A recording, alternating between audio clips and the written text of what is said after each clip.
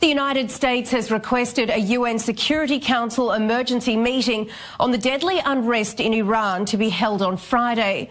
Washington's asked that the meeting be scheduled at 3 p.m.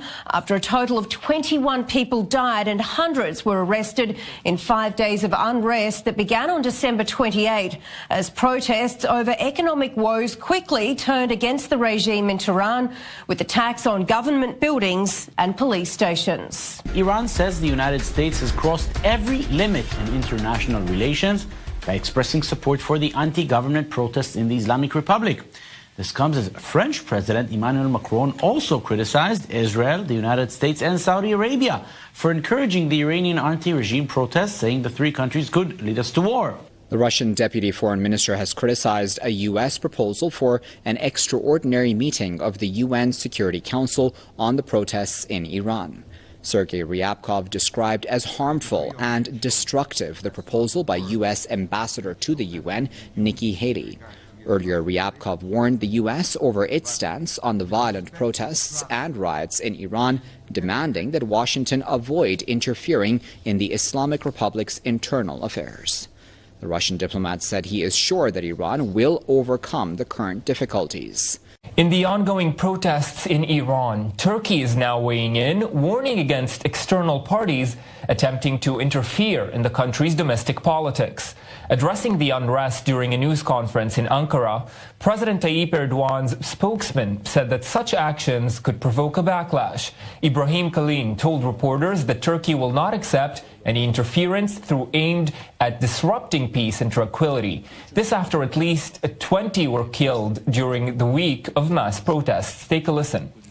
Iran's peace and tranquility matters a lot to us. I have to say that if some people attempt to cause a stir in Iran from outside, it will only provoke backlash. Once again, I would like to stress that we cannot accept any interference through outside statements and tweets aimed at disturbing the society's peace and tranquility. On Thursday, Turkey labeled the U.S. conviction of a Turkish banker for evading sanctions on Iran as an unprecedented meddling in its internal affairs, echoing allegations of President Tayyip Erdogan that the case is a political attack. The court's decision on Wednesday capped a trial that has increased tensions between the two NATO allies. Some of the testimony at the trial implicated senior officials, including Erdogan. However, Ankara has claimed that the case was based on fabricated evidence. Turkey's foreign ministry said the U.S. court, in a process carried out by relying on so-called evidence, which is fake and open to political exploitation, made an unprecedented interference in Turkey's internal affairs. The U.S. says it's not going to send any more military aid to Pakistan until the country takes, quote, decisive action against terrorist groups like the Taliban. The State Department is freezing counterterrorism payments scheduled to go to Pakistan. That's in addition to the $255 million in military aid the U.S. already delayed paying. The move comes days after President Trump attacked the amount of aid Pakistan has received from the U.S. over the years. He also accused the country of providing safe haven to terrorist groups. U.S. officials have argued Pakistan's leniency on certain terror groups has fueled the ongoing war in Afghanistan. But the country is also a valuable ally to the U.S. in Afghanistan, and rising tensions could imperil that cooperation. The war in Afghanistan that began after the U.S. was attacked on September 11, 2001, goes on today. And in this new year, a stark reminder that U.S. troops stationed there are still very much in harm's way. National security correspondent Jennifer Griffin reports from the Pentagon on America's longest war and where we go from here. As the Afghan war approaches its 17th year, the body of the latest service member killed in action returned home. Vice President Mike Pence was at Dover Air Force Base in Delaware to greet the remains of Sergeant First Class Mihail Golan, a 34-year-old Latvian immigrant from Fort Lee, New Jersey. Golan was killed on New Year's Day near the Pakistan border in an area not far from where the U.S. dropped the mother of all bombs last year. 8 years earlier, Sergeant Golan served on the same Pakistan border, shown here, manning a tube-launched, optically tracked, wire-guided missile to track militants crossing the border from safe havens on the other side. Today, the State Department announced it was cutting more than $255 million in security aid to Pakistan, a punishment for its ongoing support for the Taliban. We consider them to be destabilizing the region and also targeting U.S. personnel. The United States will suspend that kind of security assistance to Pakistan. Defense Secretary Jim Mattis was asked whether he worried Pakistan would close the vital supply lines and border crossing used by the U.S. military into Afghanistan. We have had no indication of anything like that. Since President Trump took office, the number of U.S. troops in Afghanistan has doubled to 16,000. The White House announced a new strategy for Afghanistan in August. We vowed to win this war on our terms, on this soil. The top U.S. commander said he now has more leeway to pursue the Taliban. We've used air power, dropped more munitions this year than any year since 2012. The Taliban now control half of Afghanistan. It's only to Pakistan. Now that the U.S. has vowed to cut security aid and other assistance to the country, China may be looking to cozy up to its Middle East ally, Pakistan. Historically, China and Pakistan have maintained close ties. Fewer than 2 years after it was established, Pakistan first recognized the People's Republic of China. Pakistan's prime minister has hailed China as his country's best and most trusted friend. The two nations remain close strategic trade partners. Recent moves by China, though, suggest the country may be looking to exploit Washington's decision to slash Pakistani aid in order to gain geopolitical advantage over the U.S. in the region.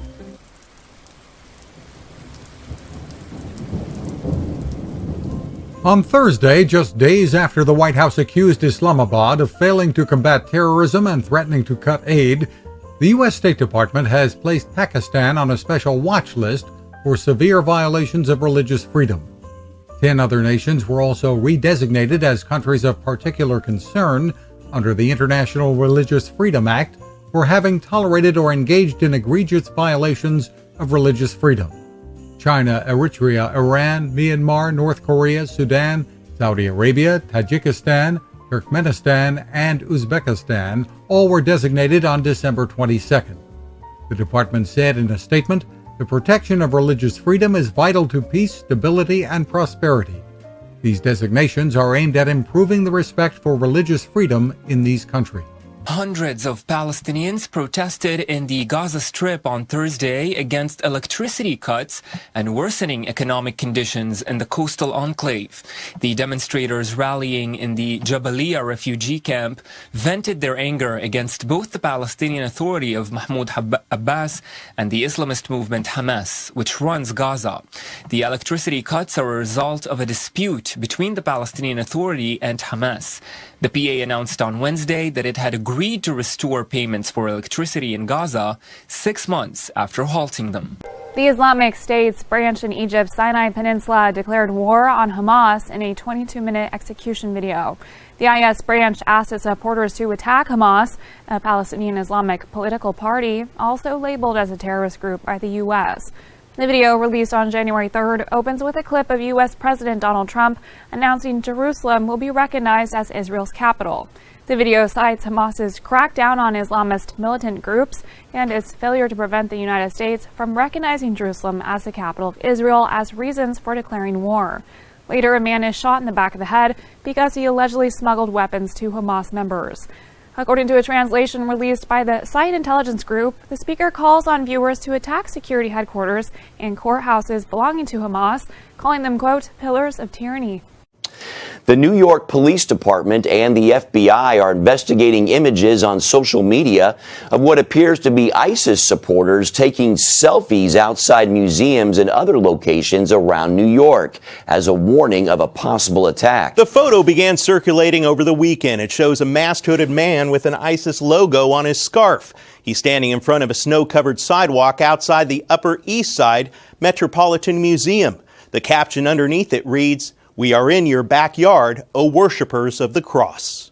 It's being used to recruit, radicalize, and inspire lone wolves in New York. Eric Feinberg is co-founder of GuyPec, a cyber intelligence firm that keeps track of online terrorism-related hashtags. Feinberg said the photos and others like them are meant to sow fear and to embolden potential lone wolf terrorists into taking action. Feinberg believes social media sites need to do a better job at filtering out this terrorist propaganda. They need to do a better job, and they've got to stop with the rhetoric. They keep saying we're hiring thousands and thousands of people to do this, but yet we're finding this stuff, these posts and tweets, within minutes and seconds of posting. A second image shared a few days later shows a telephone with an ISIS logo on the screen being held up in front of the One World Trade Center, the building that replaced the Twin Towers which were destroyed during the terrorist attacks of September 11, 2001.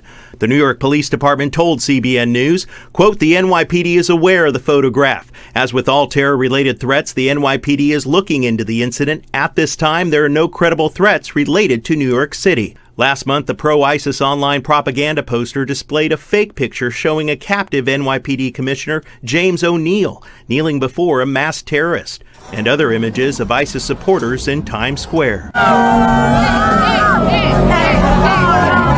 The group repeatedly threatened to attack the U.S. during Christmas and the New Year, but no major terrorist strikes took place. In late October, however, one ISIS sympathizer killed 8 people by running them over with a truck in Manhattan. And in mid-December, another ISIS sympathizer unsuccessfully attempted to set off a pipe bomb in New York City. Terrorist experts say with ISIS continuing to lose ground in both Syria and Iraq, the only motivation that the group has right now is to call on lone wolf attacks in order to prove that it's still influential. French nationals who fled to fight with Islamic State in Syria could be facing trial in Kurdish-held territory, not back in France. If in Syrian Kurdistan there are judicial institutions that are capable of assuring a fair trial with guaranteed rights of defence, they will be judged there. Debate over what action should be taken against jihadists holding French passports has been gathering pace. That's since the arrest of a notorious female recruiter in Syria last month. She was blacklisted by both the UN and the US and is said to have recruited more than 200 French citizens. According to a US-based research group, more than 1,500 extremists of French origin joined ISIL's ranks over a 3-year period, and around 300 of them have since returned to France.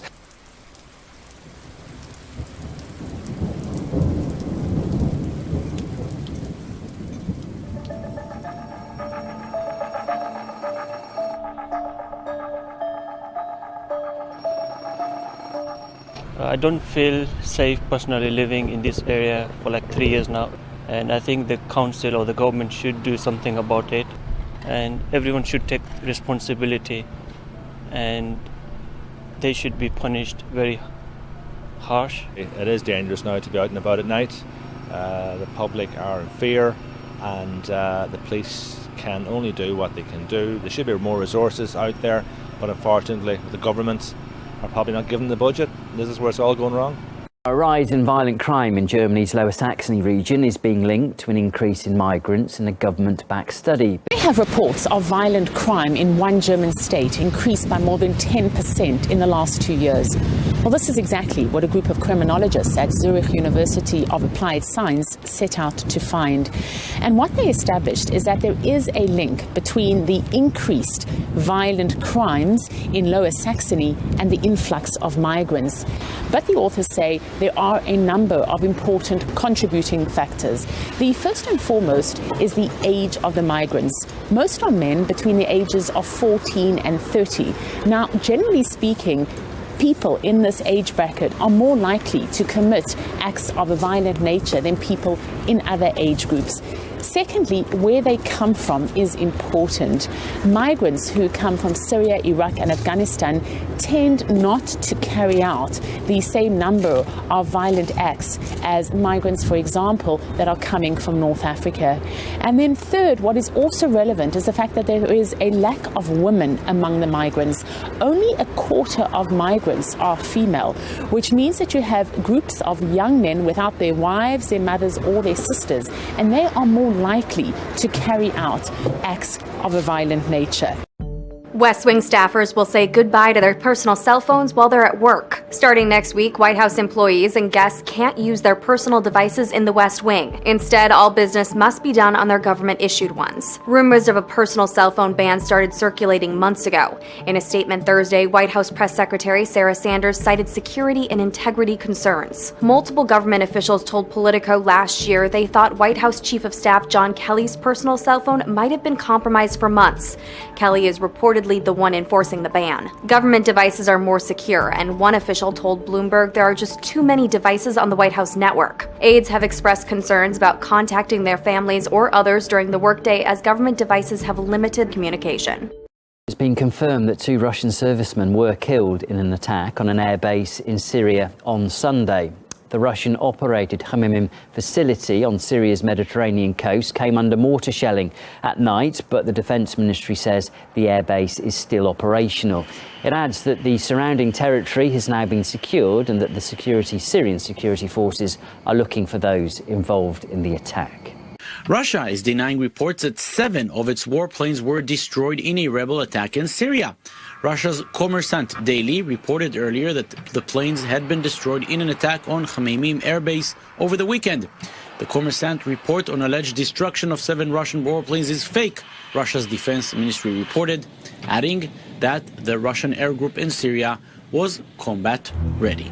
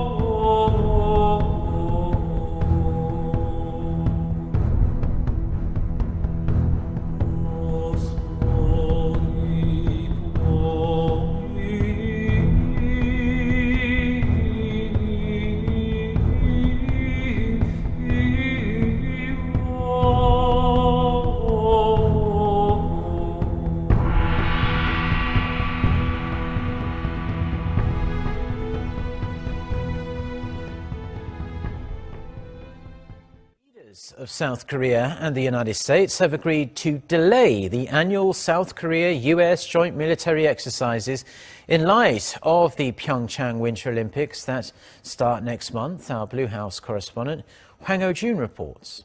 The agreement came during a phone conversation between President Moon Jae-in and his American counterpart Donald Trump late Thursday night Korea time. According to a Blue House press release, the 2 leaders agreed to postpone the exercises to de-escalate tension on the Korean peninsula and to let the combined forces focus on ensuring the security of the Games. The idea was initially proposed by President Moon, which was revealed during an interview with U.S. broadcaster NBC News last month. The 2018 Pyeongchang Winter Olympics will be held from February 9th to the 25th, and the Paralympics will be held from March 9th to the 18th, which would have overlapped with the biggest of the joint exercises that are held each spring, known as Key Resolve and Fall Eagle, which involve more than 300,000 U.S. and South Korean soldiers. President Trump promised he will send a high-level delegation, including members of his own family, to the Pyeongchang Olympics and stressed that the U.S. will fully support President Moon in the process of resuming dialogue with North Korea. Residents in the San Francisco Bay Area were shaken awake in the early hours of Thursday morning after a magnitude 4.4 earthquake hit the region. The quake's epicenter was on the eastern edge of Berkeley at a depth of 8 miles, according to the United States Geological Survey, hitting just after 2:30 a.m. local time. There were no immediate reports of damage or injuries, but enough people tweeted they felt the tremor to make #earthquake the top trending topic worldwide. It was initially reported by the USGS as a magnitude 4.7 event before being quickly downgraded. California's wildfires may be over for now, but the after effects could still be dangerous for the state. California is expected to get up to 4 inches of rain next week. That may sound promising for an area so recently ravaged by wildfires, fueled in part by dry conditions. But rainstorms over land scorched clean of roots and vegetation make for the perfect recipe for mudslides. A U.S. Forest Service spokesman told CNBC, "We have a lot of steep, fire-denuded hill slopes where a lot of heavy rain at once could cause flooding and debris flows." In similar fashion, Santa Barbara County Public Works said Thursday, "To think that there won't be flooding would be very foolish." The Thomas Fire, the biggest recorded fire in California history, began December 4th and is still burning at 92% containment as of Thursday. The recency of the fire left officials little time to prepare. Now, crews are frantically rushing to clean out catch basins for upcoming rains. California is trying to recover from a historically destructive wildfire year. Several fires broke records in 2017, including the Tubbs fire in Sonoma County, which destroyed the most structures. There's a new Silicon Valley-backed health craze popping up in some parts of the country. Drinking unfiltered, untreated, raw water. Some stores are bottling natural spring water and selling it for as much as $60 a pop. But is it safe? Proponents of the raw water movement claim typical drinking water has the same bacteria and minerals you'd find in nature, but also the chemicals and chlorine used to treat it. They also point out the risk of contaminants in municipal water, like lead from corrosive pipes. But experts say raw water could contain dangerous bacteria, viruses, and parasites that could make you seriously sick. The Centers for Disease Control and Prevention argues even basic water treatment methods and filtration can help stave off dangerous contaminants, and that the chemicals used to treat the water are safe for consumption. And even though treated municipal water can still become contaminated, as was the case in Flint, Michigan, it's probably better to be safe than sorry. Government should be completely Despite the wave of hurricanes, mass shootings, and the shadow of a nuclear war, Bill Gates says the world is actually getting better. Business Insider shares that in an editorial in Time, Gates notes many trends ranging from rates of child mortality to the number of countries now offering protections for gays and lesbians are heading in a positive direction, and argues that we just don't hear much about them because of the focus on negative news. Gates writes, these events, as awful as they are, have happened in the context of a bigger positive trend. Among the developments he points to are a drastic decrease in child mortality rates for children under 5, a dramatic decline in the proportion of the world population that lives in extreme poverty, and the laws that protect gay people are now in place in 100 countries. The homeless population in Los Angeles County recently soared 23% over just the last year. 4,000 homeless just blocks from City Hall. Unfortunately, that is just a small percentage of the city's homeless population. According to the LA Times, the startling jump has touched every significant group, including youth, families, veterans, and the chronically homeless.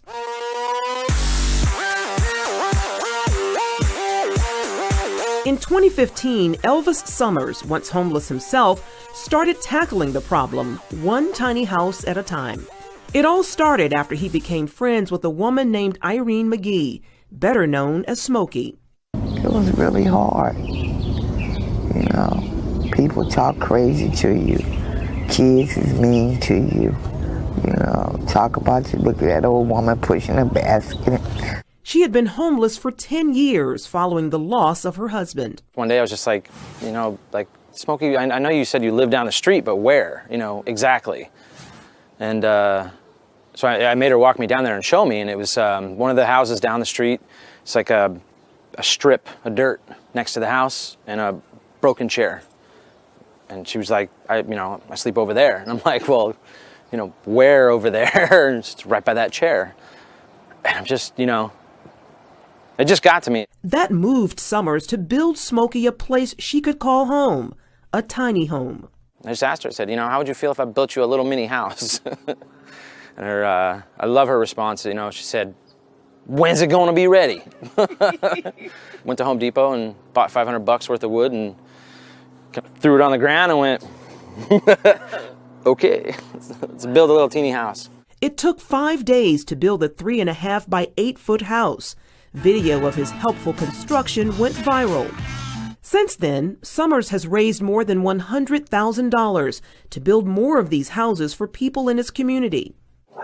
Each of these homes has an actual address listed on them, giving those who live here a sense of ownership and security. That's what people want, you know, a place to rest their head. So, you know, I put an address on there to, you know, mentally help that lift.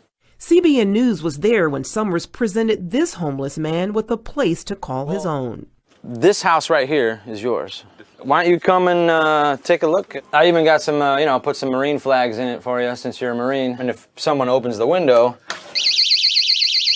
Oh man, I love it. Oh, I love it. Sorry. Oh, no, I love it. I love that too. Some local governments around the country are also using this method to help their homeless, from Chicago to Portland, Oregon, where the idea has grown to tiny house villages. But now back in LA, officials see the small houses as nuisances, with some saying they pose health and safety risks. These wooden shacks are not the real estate I'm looking for in my district, said Councilman Joe Bascano. Councilman Curran Price said, I'm getting complaints from constituents who have to walk in the streets to avoid them. Earlier this year, the city council moved to seize the homes without prior notice. Summers captured this video as 3 houses were confiscated. He managed to move 8 of them to Faith Community Church, but the people who lived in them were once again on the street. It was like watching Linus and the Peanuts, like drag the blanket away. It was heartbreaking. It was one of the worst days. Tim Chambers pastors Faith Community. It hurts my heart how the city has been taking the homes from the homeless and wanting to destroy them if they didn't have somewhere else to put them. Elvis is, and I am too, trying to see if we can get some property somewhere to be able to set these homes up and set up a homeless encampment, to be able to allow them to have a place. After months of backlash and media attention, the city is developing a process to work with nonprofit groups, including Summers, to help those living on the streets. Meanwhile, Smokey recently passed away. She was a wonderful human being. She was my friend. Her memory, says Summers, motivates him to help others. I can't just go and change the whole world, but I can do my best to change the world around me. And that's what I'm trying to do. And I hope that, in the process, it inspires other people, to just take a second, and be better. Charlene Aaron, CBN News, Compton, California.